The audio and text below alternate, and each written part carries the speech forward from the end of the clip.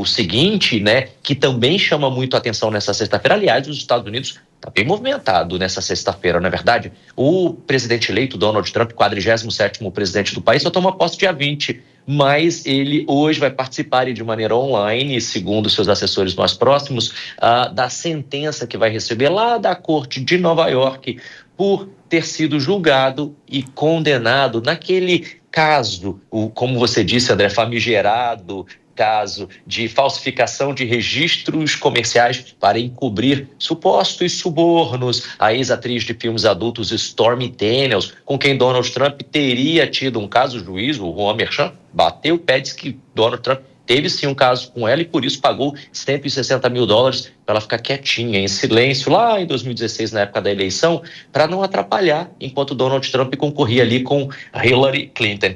Trump, aos 78 anos, não vai enfrentar, como você disse, André, prisão ou multa, conforme também já tinha dito o juiz Juan Merchan, mas a condenação criminal será registrada e permanentemente. O caso marcou a primeira condenação criminal de um ex-presidente americano, atual presidente eleito, e ofuscou aí em boa parte a sua campanha bem-sucedida para retornar à Casa Branca. Vale a gente lembrar que em março de 2023, o Alvin Bragg acusou Trump.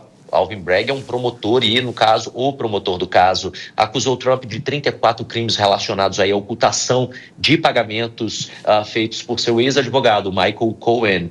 O objetivo, segundo o promotor, era silenciar alegações sobre caso extraconjugal, sobre esse caso extraconjugal antes das eleições. Sim. A defesa de Trump argumentou que o caso era uma tentativa de prejudicar a sua candidatura à presidência de 2024 e durante o julgamento, Donald Trump foi multado várias vezes em cerca de $10 mil cada multa por violar ordens judiciais de silêncio e por ter atacado o juiz Juan Merchan também nas redes sociais. Acabou que eles decidiram lá, viu? Só pagou $10 mil, só $10 mil, né? $10 mil hoje, quase $70 mil, acho que mais de $70 mil, né, André? Você que é bom de conta, me ajuda aí. Um pouco menos. Muito dinheiro. Mas ainda assim é relevante. Mas é isso, né, Jess? Como a Suprema Corte... Inclusive, a decisão de ontem foi 5-4. Essa mesma Suprema Corte, que há poucos meses atrás, no meio da eleição, referendou ali a imunidade presidencial Trump, que ele está reivindicando agora, que ele acha que faz jus. E faz. Mas a decisão de ontem foi que essa decisão da Corte Local de Nova York pode seguir adiante, não vai ter nenhum impacto direto, não vai dar em prisão, mas o interessante foi que foi 5-4 o voto. E o voto que foi o voto de dissenso, né? Foi a Amy Coney Barrett, a última nomeada pelo próprio Trump à Suprema Corte. E claro que a base militante do Trump está enlouquecido querendo atacar ela, né? Mostra que pelo menos um país civilizado funciona assim, né? Não tem tanto juiz popstar que fica só votando conforme os padrinhos do passado, né?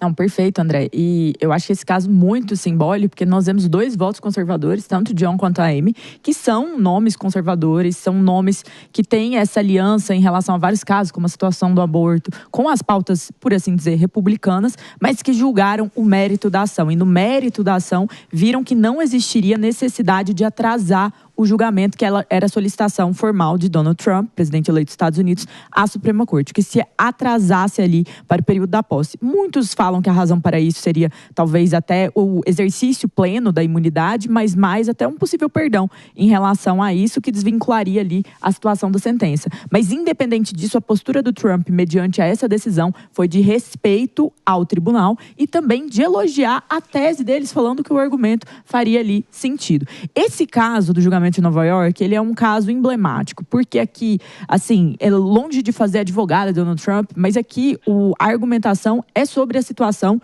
de um suborno ali, não de um suborno, mas ele estava sendo vítima de uma chantagem. E a partir da consequência dessa chantagem, em um momento extremamente tensionado nos Estados Unidos, ele poderia sim ter vindo a perder a eleição ou qualquer coisa desse tipo. E aí, o advogado dele é quem teria feito o pagamento. E ele declarou, não faria sentido nenhum ele declarar, paguei Storm, que era a menina ali em questão. Mas ele teria passado isso para o advogado e a partir disso houve-se um pagamento. Quando a gente olha para isso e a gente pensa que o presidente dos Estados Unidos está sendo condenado por uma situação como essa, ele já foi, o júri já decidiu contra ele, mas a questão é que a sentença vai vir a público hoje, o juiz vai emitir a sentença hoje. Quando a gente olha para isso, de fato parece um problema que nós brasileiros queríamos ter, né? Porque no final das contas é um tanto quanto absurdo e a acusação do Trump ao juiz é que aquilo teria sido politizado. Em um promotor, que nesse sentido é fato, foi extremamente ativo durante todo o processo em condenar e falar muito à imprensa sobre as posturas do Donald Trump.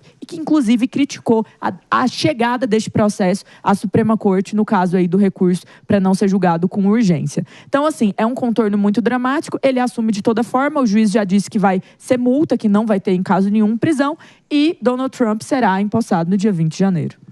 É isso, Eliseu. O furacão alaranjado de topete avantajado vai rumo a Washington, enquanto, lamentavelmente, a Califórnia segue em chamas, reféns dessas políticas aí, do que muita gente tem dado o apelido à Califórnia como a República Socialista da Califórnia, que está aí sendo incinerada aí a olhos nus. É uma tragédia total e absoluta. Obrigado demais aqui pelas informações, meu irmão. A gente volta contigo nos próximos dias. Fechado. Até já. Valeu.